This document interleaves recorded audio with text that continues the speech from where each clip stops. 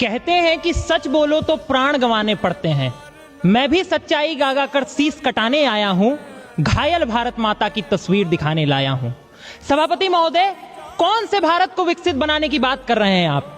वो भारत जहां पिछले 5 वर्षों में महज 1160 केसेस का हवाला देकर इस देश की पार्लियामेंट्री कमेटी को यूजीसी लाना ज्यादा महत्वपूर्ण लगा, परंतु उसी दौरान 1,55,000 महिलाओं के साथ रेप हो जाने के बावजूद, जिसमें हमारे पटना की नीट छात्रा और छपरा की नाबालिग छात्रा भी शामिल रही, बजट से महिला सुरक्षा को 0.02% भी देना महत्वपूर्ण नहीं समझा गया।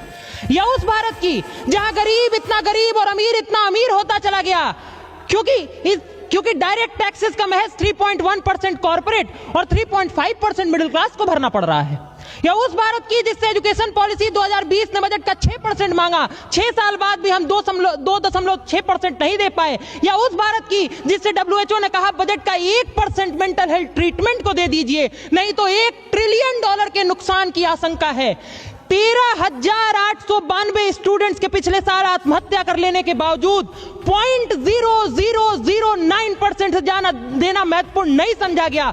कौन से भारत को विकसित बनाने की बात कर रहे हैं आप? उस भारत की जहां एक तरफ AVGC कंटेंट क्रिएटर्स लैब, खेलो India mission, India semiconductor mission 2.0 जैसी शानदार योजनाएं बजट का हिस्सा बनाई गई। या उस भारत की जिसे खंडों में बांटा गया, अल्पसंख्यकों को 3400 करोड़, दलितों को 6300 करोड़, पिछड़ों को 2500 करोड़ और आदिवासियों को 15,000 करोड़।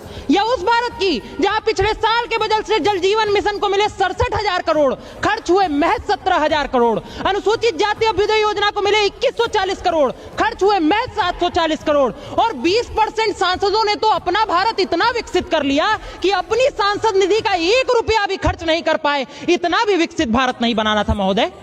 और उसके बाद कहा गया कि बजट का घाटा 4.4% हो गया है।